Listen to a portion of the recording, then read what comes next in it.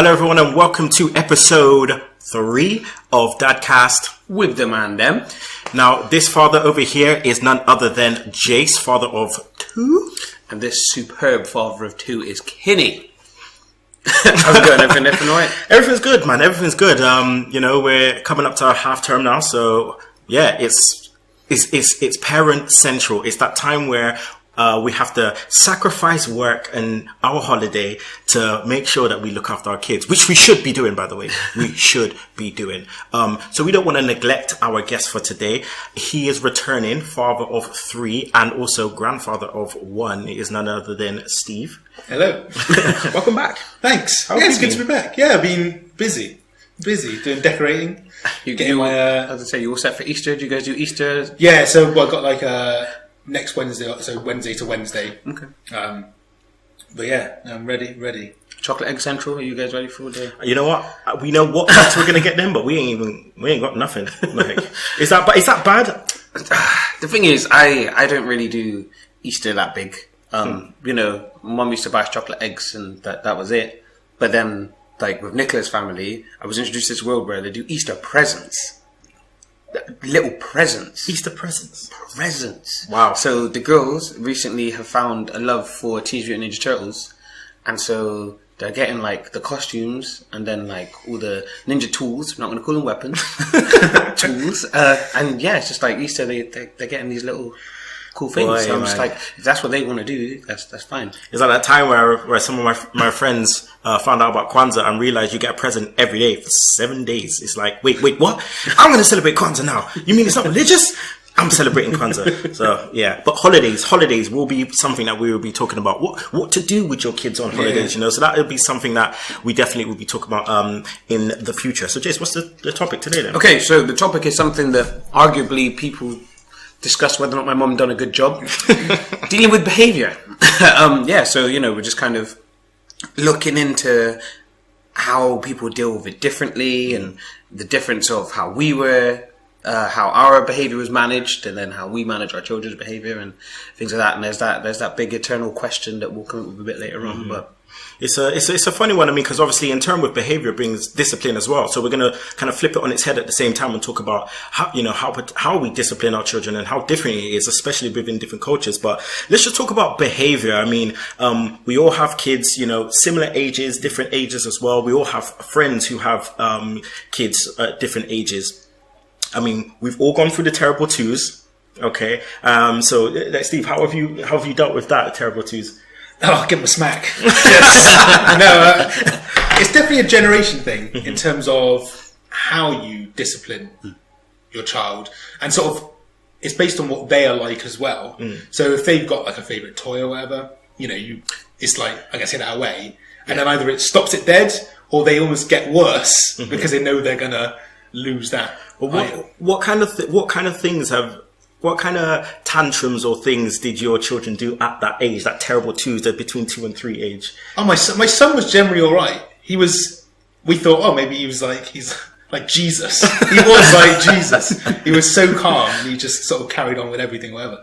And then my daughter Emily she was carried on basically, and it's just anything that is wrong or she feels has wronged her, she'll just go on the floor crying, shouting, but yeah, it's got better as she's got older, but it's a lot more sort of, they're focused now. Did you find yourself having like a go-to move to like neutralise the threat as soon as possible? Yeah, I mean, we did things like, there used to be a TV show which was Super Nanny. That was a big one, and the whole Super Nanny's like the Bible, the whole naughty step thing we did do, and it worked. It worked up to a point till they could think for themselves and move. I think was the thing, or move enough that they could then run up the stairs. Yeah, and then you have to you do the resetting, you do all that sort of stuff, and then we found that didn't work. But when it stopped working, they got old enough to understand there were other consequences. How old are yours, Steve? Sorry, remind 6 us? and 5. 6 and 5. 6 and 5. Well, I mean, if you go back to our second episode, our last episode, where we were talking about pregnancy from a father's perspective, or was it our first episode?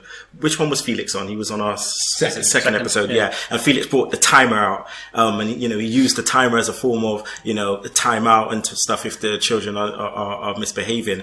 But what about when your children are misbehaving out a road? So when you're out of your house and they're misbehaving on the street, in the shop, have you had any instances? The thing is, like we don't get that too much.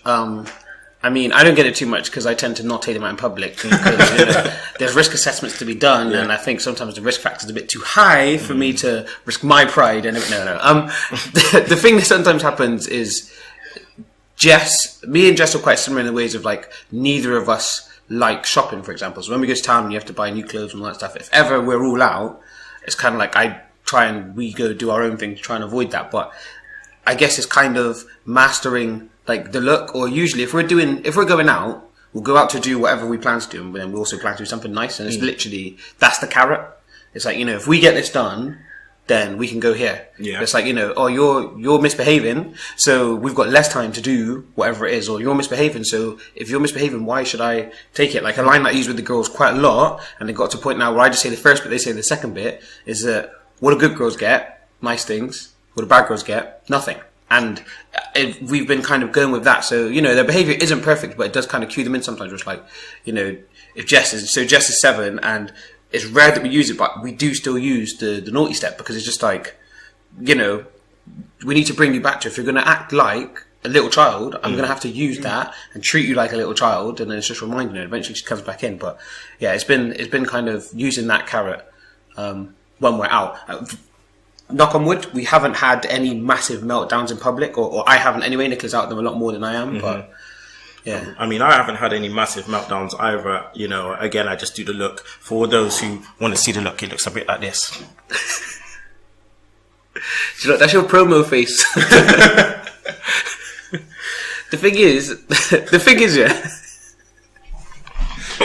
And then you start flexing, and then they know what time it is. They know what time it is. It's one of those kind of like, with obviously the background of working with young people, you kind of develop that anyway. You kind of take the style that your parents used on you, and you kind of develop your own, and then you kind of master it as the years go on. That's key. I'm glad you talked about that. Let's talk about how our parents disciplined us, and because again, like you said, it's a generational thing, and some people may take bits and pieces of how they were disciplined and discipline their children the same way. So, how was you disciplined when you were younger? I not happily admit, but I will, openly admit that things like I bullied my little brother like relentlessly to the point where my mum always had to step in. But my mum and my dad both steadfast and ascertained that, they smacked me twice in the whole of like my childhood. That's all they had to do. And that was more because I put myself in danger, and I never did that again, rather than you've been naughty. But it was more like I would lose something or, not be able to do something. And it was kind of like, right, that's kind of then, but that's how I've, in my life, as I've gone into an adult, that those sort of lessons have stuck with me. And I do use those same lessons with, my kids, that they're at an age now where they realise that they will lose something, and that registers with them as well. So I've, you change it based on what they're going to lose, but the actual lesson should be, when they get older, is ingrained in there, and they realise that, when you mess up work, you mess up work, you lose your job. That's what happens. Consequences. Yeah. What about you? Ramification. So me, like, there's a constant misleading in terms of terminology. So for instance, with me, right, I always used to say, like, when I was younger and I had to talk to my friends, I'd be like, oh yeah, if I ever did anything like really bad, I would get beaten. And they'll be like, beaten?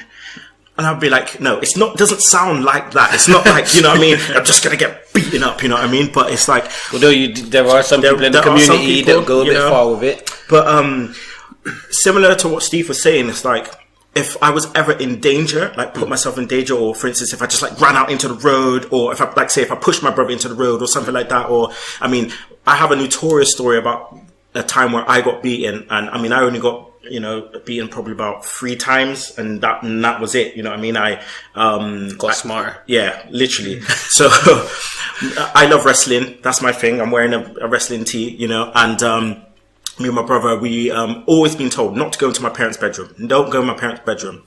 Went to my parents' bedroom. They got king size bed. For us being that small, it's like a wrestling ring. So it was there. And at the time, Randy Savage, Macho Man, rest in peace. He was his favorite move was the elbow drop.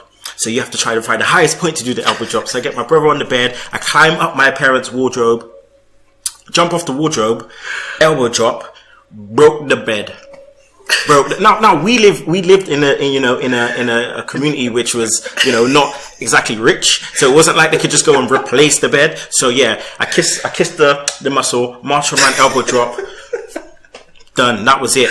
What was the response to this behaviour? Wait. First of all, when the bed broke, what was young Kinny? What was his response at first?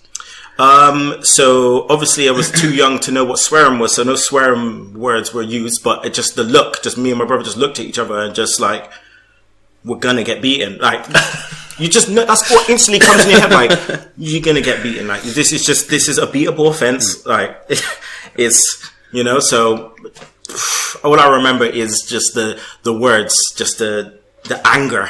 You know what I mean? Just like, you were told what not to do, you disobeyed that. We've told you about climbing up heights. Yeah.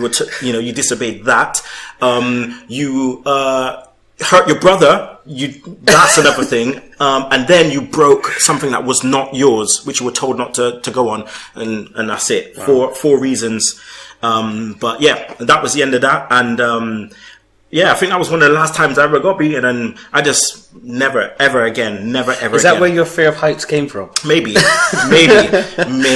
because I fear if I drop from a height, I may get in trouble. I was going to say, the only time I've seen Kinny climb a height is jumping off the top turnbuckle, because Kinny doesn't do heights. But it's funny that's the only time I've seen him go high, and I'm hearing that when you were young, there was a situation where I'm just thinking, with me, mum and dad haven't been together since I was really, really young, so I've never known them to be together, but they both kind of have given me a beat. But I remember my mum, but I don't remember what my dad done. So like, my dad tells me all the time what happened. So, he says that I was being naughty, I was misbehaving, getting in front of the TV and just being really rude. So then he just gave me a swift little smack on the bum.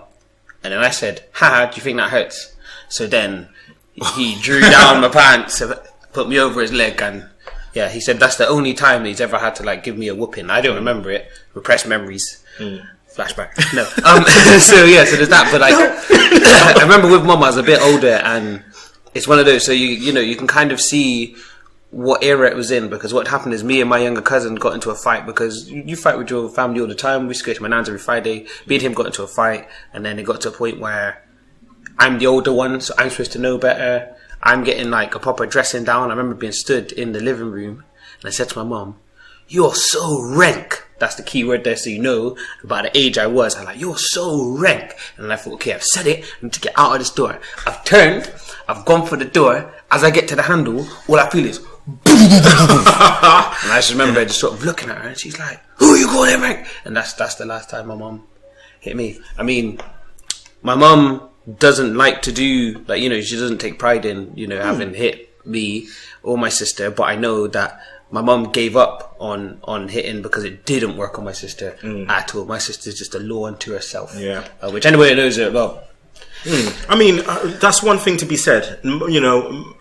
Us around the table, and other Dadcast guests, their parents, whatever happened with them, that it doesn't come from something that they want to do, but it's a lesson. It's a lesson that you need to learn in terms of what, how far you take things, and how you need to learn from things, and I feel like I've learned a lot from my parents in terms of discipline and different ways they discipline, and it makes makes me learn different things. So I learned about like the value of money through other things, like spending loads and loads of money as a kid on things that I didn't even really need, and just loads of lessons. And as a parent, we have to influence our children in as much positive ways as possible. And discipline is one of them. And I feel like discipline is definitely important. However we decide to do it, discipline is a very, very important lesson that needs to be learned. I think it's one of those things as well where, like, for us, our children are all 7 and under. And it's one of those things where it's then, I know that, if we were to revisit this topic in 5-10 years' time, we will all have, something different. Even though I've got 2 daughters, I'll have to deal with them differently. You've got Zayed and Kida, you've got to deal with them differently, obviously. How do you deal with your grandchild differently with behaviour and things like that? There's so many things where it will change, and there's no set way. When you look at it, I mean, we'll go into the question in just a minute that we posted on Facebook, but it's a generational thing as well, in regards to how different things are and how much things have changed. Because there used to be a time where I remember a punishment would be like losing your console. Whereas now, a punishment is you lose your phone, lose your tablet, lose your this, There was a time where it was like, you can't have any TV. And I'm like, no, I need the TV. Whereas, now it's just like... okay. Yeah, so it's just, So the Facebook question that was posed was, it was looking at the big question of smacking. And then it was kind of branched into 2 a little bit. So is it effective and is it necessary? So we had a few kind of bits and bobs back from Facebook. I think I'll just go through kind of my personal view on it. One of the things that I was kind of saying was that, like I said to you guys, my parents both have a time where they can tell you it was the last time they smacked me. And then, throughout my teens and throughout that, I haven't ever necessarily needed to take such a use of force with me. But it's surprising, like, loads of people just like, we'll do it. Some people were like, no. I remember I got a message from Nicholas straight away saying, you got to be careful with this question because you could open up a big can of worms. But I was very, like, my opinion was, if people were discussing it, it's fine. Yeah. Just, if anybody's being personally horrible, I was going to get rid of it. But it didn't even go there. But what was funny is that, so Dan couldn't make it today, but he was going to be on, and he was like, if they need a smack, give him a smack. And then his mum, Alison, was like, wait till you come down here and I'm going to give you a slap. So it's just funny to see that, as we were going up, his mum would give him a clip on the back of the head, a clip on the ear. But then as a nan now, hearing that he would do that to his child, she's like, nah, you're not doing it. It's just funny how those kind of things happen. Nicholas said maybe it had been effective in the past, but maybe other punishments would have worked just as well. I think if you raise your kids right, there's absolutely no need to ever lay a hand on them. Just thinking, so Mum said it can be a useful tool when used correctly. Mum's point is being, if done correctly and for the right reason, the lesson is learned early. If as a parent you have to repeat this.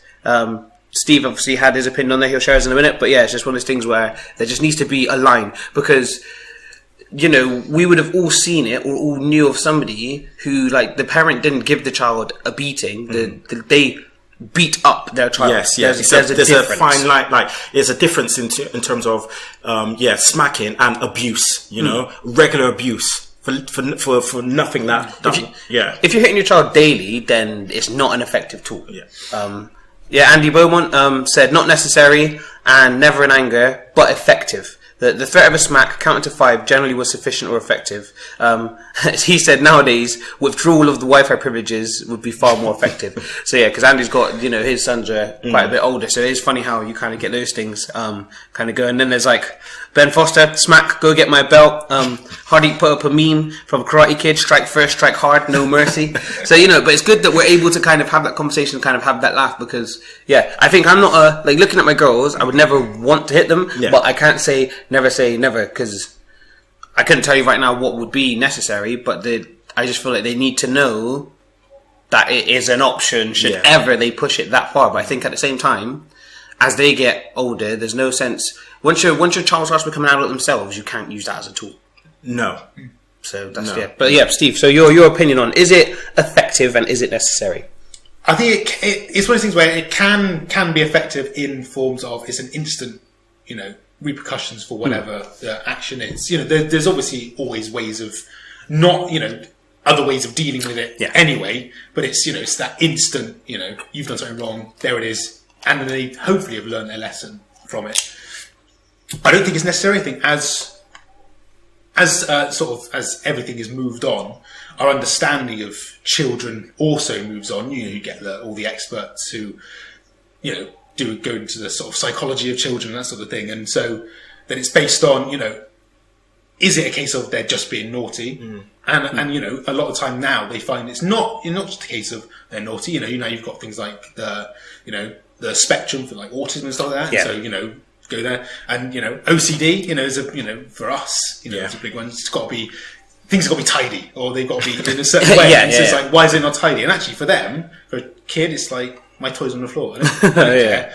And yeah, I think as we learn more and more about it, what also comes out of that is more and more sort of, I'm not going to say effective forms of sort of punishment and reprimand, but there are definitely other ways of doing it. The amount of times that I've wanted to just punch my kids in the face because they've done something. I think every parent does. You just, they say something out of turn, they do something, you just like, if I could hit you, you know, really hard. The thing is that thing as well where when you're as a parent, you get pushed to your limits, both moms and dads, especially when you go through that phase of like getting them to sleep through the night, and it's just you woke up and then you woke up and you woke up and then the next day they do something naughty, you're just on edge, and it's just it's like you say, it's you get those times where you just want to, you know, the Homer and Bart Simpson, you want to, but then it's just like no. But then, you know, when me and my wife first, you know, before she's my wife, obviously, when we first got together, she had a daughter already. So, you know, I'm father to you, but one of them is a stepchild. But trying to discipline them, you know, so I learned how to, you know, so I was 21 when we first met. So, you know, the only times I've been around kids is like my little sister who's younger than me, you know. So trying to not be, I never put myself as like a father, because I wasn't, you know. But trying to learn how to take on those sort of responsibilities for someone who knows they're not yours. And even at that age, you know, so Jasmine was 6 when we first got together. And she knew who her dad was and that sort of stuff.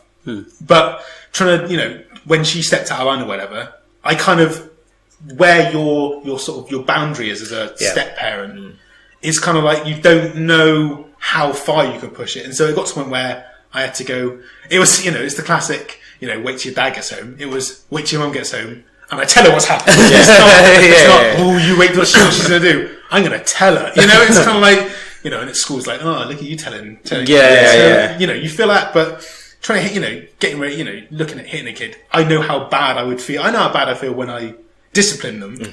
And sometimes I do think I've gone too far.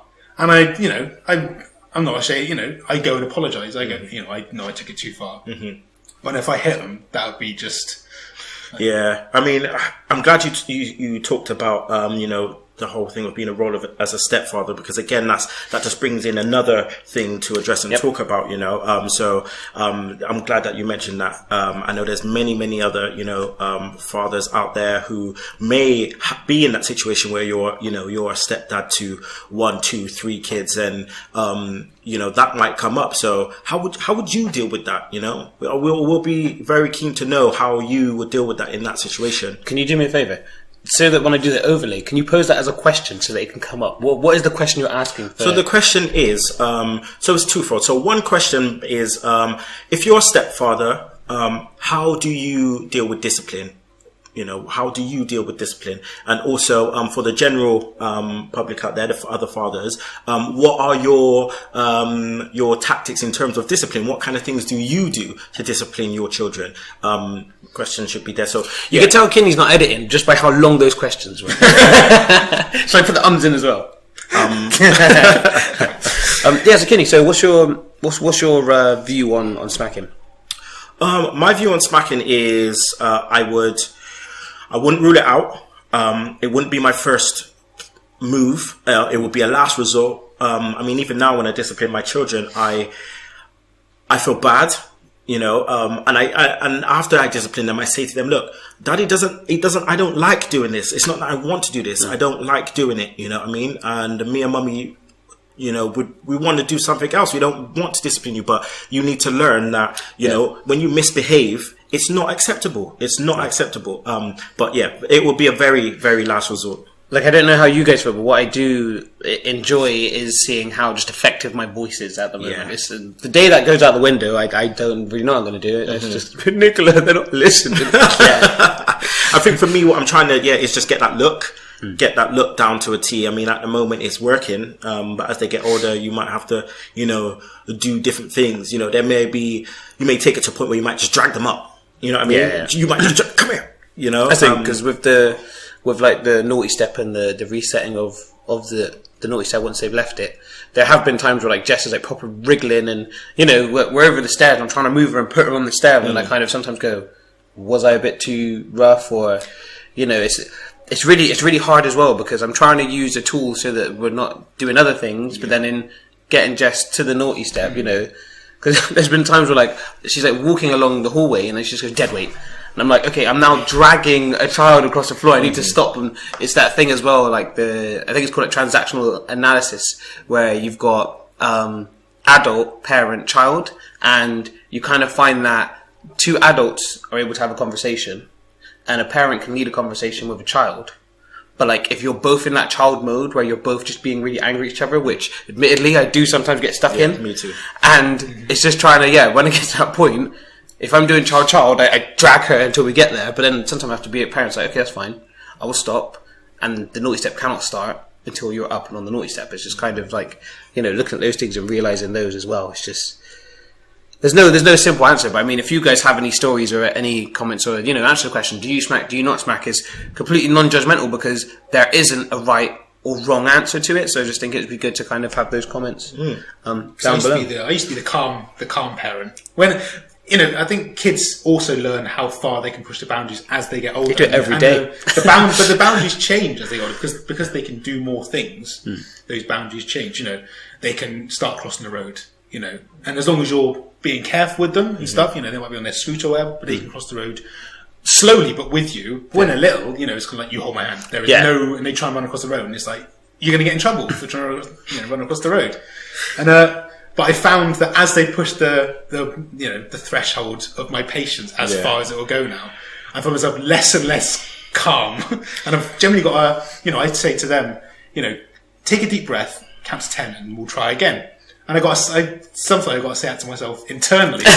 Right, Steve, take a deep breath, count to 10, and I'm going to try this discipline again. I mean, I've gone through a point recently where, and I'm not, I'm not ashamed to admit this. I've gone through a point recently where I felt that I was shouting too much, and it wasn't effective because I feel like I'm shouting at everything, every little thing, and I have to remember that they're children, so their logic is not your logic. It's so different. And I recently went back to my mum and spoke to her about my ups and downs with that, shouting and stuff. And she just said, look, you got to remember, you got to pick and choose where to, shout and stuff, because they're only children now. When they're teenagers, you're going to need that voice, you're going to need that. So pick and choose the little things slide. If he's not hurting him, if they're not hurting themselves, if they're not in any danger, then just kind of woosa and calm yourself. I just want to I'm just thinking, like, obviously we don't want to have another hour-long show, so we'll we'll wrap up soon. But I wanted to pose a question to you guys, just because we're all fathers of multiple children. Like, do you ever have to deal with your children fighting? And when they are fighting, how do you deal with it? I have to deal with them fighting. It's just recently now where they've started fighting. I guess Keita's just up able to decide what's hers. Mine! And how I deal with the fighting is I say, look, if you two can't share, for instance, if that's kind of thing, if you two can't share, it's just taken away. I like it. That's what I said. If you can't share, it's mine. That's what I always say all the time. So it comes to certain things like you have to work together. Yeah, it's like you guys decide, or I'll have it. Like, my kids have got into Pokemon. Okay, they do Pokemon Go and stuff and walk around and that sort of stuff. And they love the TV show now. And so when we're in the car, it's things like, I'll be a Pokemon, you be the Pokemon trainer or whatever. And when they start arguing, I just go, that's the end of the game. That's it. You're done. Yeah. One of them says it. They go, nope, that's it. That game is over. You need to find something else now. Yeah. And then they'll go, oh, well, you be the Pokemon trainer and I'll be the Pokemon today. And then, so they have got to the point where they are able to work out their differences. But after they've been disciplined, basically, and told they can't do that. Because it's one of those where when you're just saying that, the girls are into TMNT, they've got this set, and there's 2 each, and they're usually pretty good at splitting their 2. So, but then there's like certain things there's only one of. So like, there's only one Splinter. There's only one April O'Neil. There's only one. It's like a mutagen or whatever. There's only one of those, and it's like, if you can't share, like, it's mine. And yeah, they've kind of learned from that. I think the girls have had a few situations where they've hit each other. Or there was one time where Jada got so excited she bit Jess. Really weird. But like, sometimes it's dealing with it, and it gets to a point where you have the conversation, but then sometimes it's saying like, you two now are able to hold a conversation. So don't come out and say, Jada's hit me. Like, you tell Jada that it's wrong, she needs to apologise. If she's not apologising, you guys can't sort it out. Yeah. Then come, but I think that's because they're 7 and 5. I treat them like they're 20 and 22. But I think it's one of those things where I'm just trying to give them that responsibility, so that kind of in like my role at work, I push for restorative justice and about us taking responsibility for our own actions. So it shouldn't need for Jess to come and tell me. It should be for Jess to say to Jada, that's wrong, and Jada to be like, yeah, that's wrong. And I'm hoping that if I just keep doing that from now, they'll get it later on. Before we go to the dad hacks, I just want to say the importance of being on the same page with your partner or other parent in terms of discipline is very, very key to making discipline very effective. So whether you're married, or whether you have a girlfriend, or even whether or boyfriend, or even co-parenting, I think it's very, very key to be on the same page. You do not want your children to have favorites, or want your children to be able to work against both parents. It's very key to be on the same page. And from the get-go, when you're me and Sherelle, we were together for 2 years, a year and a bit before Zaire came, and we were on the same page. We talked about that kind of thing beforehand, about how we would discipline our children, and it's very, very key. See, my go-to move with the kids doing the divide and conquer, my go-to move is ask mommy, ask mommy, ask mommy. It's a bit of a cop-out because I don't have to deal with it, but it just covers the base of if I make a certain decision. So like the other day, the girls wanted to watch some Netflix on the iPad before I took them up to their grandma's, and the iPad was dead. And they were like, oh, mum said she put it on charge, she forgot. It happens. I was like, okay, that's fine. What I will do then is I will take the iPad up to grandma's, you can charge it and watch it. I got a text later on from Nicola, we don't take the iPad to my mum's house, because otherwise they don't come off of it. And I was like, and that's why I normally have the go-to, wait to see what mummy says, because then that way we can have that discussion. It's not like, what Nicola says is law, but it then means that they know they won't get an answer until the two of us are together to have that discussion. Oh, and be careful with interrupting discipline. Whilst one parent is disciplining another child, be very careful about maybe interrupting whilst that's happening. If you have an issue with the way that your partner is disciplining the child, wait until after that discipline has finished, and go away and discuss it. I think it's powerful as well when the two of you are stood united. Like, even if you don't necessarily completely agree, there's been times where like I've done something. Nicola's always said that I'm really hard on the girls, and like I set my expectation really high, but Nicola will never say to me there and then, don't do that. She'll stand next to me the whole time, then afterwards we'll sit and she'll be like, oh, you're a bit harsh then, or something like that, or I'll ask her like, was that a bit much? And but at the same time, if she's doing something, I don't then take over. But it's that thing of like, as a team as well, when you're both together, if I can feel myself losing it, I can be like, please can you deal with this? And then that way we're able to kind of do it that way. So when you're in that situation of co-parenting, it is good to kind of have that teamwork. And I think it'd be interesting to hear if anybody would be willing to share like the feelings of how do you deal with it as a single parent having to make that decision. Because, we've had Steve talk about how as a step parent, what it's like to discipline your stepchild within the realms of respecting obviously what the biological parents want. But as a single parent, do you have a different style to the child's other parent? Like, how do you guys kind of sort out? So yeah, going into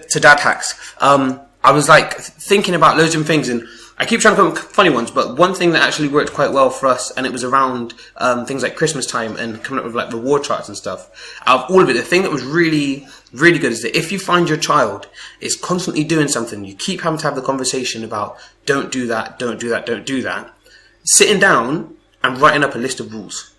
So again, we had like a list and it said good girls, bad girls. And not the TV show. But it was one of those things where we kind of were able to go, okay, you pick a rule, you pick a rule, I pick a rule. And then that way, we've all decided. So then when they're doing certain things, it's like, we wrote this list. Like, you said this. Yeah. So when you're doing this, you said this makes a naughty child. and you're doing what you've put on the naughty child list. And like, you know, it's not foolproof. They're kids, they're learning, and they're going to push boundaries, like we said. I love that though. It's quite effective. Like I said, I try and treat them like they're a lot older than they are, and sometimes it backfires on me because then I forget how young they actually are. But yeah, I guess that's my dad hack. Great. Nice. I really like that. That's a really, really good one. Again, just to say that, you know, we're not coming across like we're, you know, the perfect parents and stuff, because, you know, like our slogan is, you know, I mean, it doesn't come with a manual, so you just try and error, you just try things. So take what you will from it, and just let us know whether it works or not. But yeah, that's the end of the show. I'm gonna try something new. Okay, please like, comment, and subscribe. I don't know how long it's going to take me to edit, but like, comment, subscribe. Fresh couple, Steve. It's good to have you back. Yeah, it's good to be back. You're now resident. Yeah. Like, I like 2 out of the 3 episodes so far. Keep lips in the Dadcast. Yeah, guys, get in touch with us in any way. Like, you know, the stuff's at the bottom of the screen, kind of where you can get hold of us. But it would be good. You know, today it's been a bit difficult because it's Easter and a lot going on. A lot of people couldn't come on the show, but I'd like to get people that I haven't met to come on. If anybody is interested at all, or you have a friend that's interested, you know, we're Bristol based, so if anybody can spare time, we do it once a month. Just get in touch with us. So, or even just email us or tweet us with your opinion on things. I think we need to pose more questions and polls on the Twitter. Where you know, we're still learning, we're still growing, but we'll have more. We'll do that, and then when we let you know what the next topic is, which we usually do at the end of the show, even if you just want a video, record yourself about, you know, and giving your thoughts about the topic. Send it over. We'll spicy that in. We'll put it in. Yeah. You know. So do that. You can follow us as @DadcastWTMD on Twitter, and then you can get us at dadcastwtmd@gmail.com. Yeah, get in touch. It'd be really great. What are we doing next? I was thinking grandparents. I was thinking relationship with grandparents, just because, you know, there's been a bit of a mention of it today, having a grandparent, and then, you know, talking about the way that our parents have sort of dealt with us and how they deal with our kids. I think it'd be pretty good. So grandparents. Because are we gonna? We're thinking. I'll be back next month. We're thinking about doing something different. We're thinking about taking it to the streets. Yeah. So Vox Pops maybe. So just watch this space, people. Watch this space. And as always, fatherhood doesn't come with a manual. Thank you.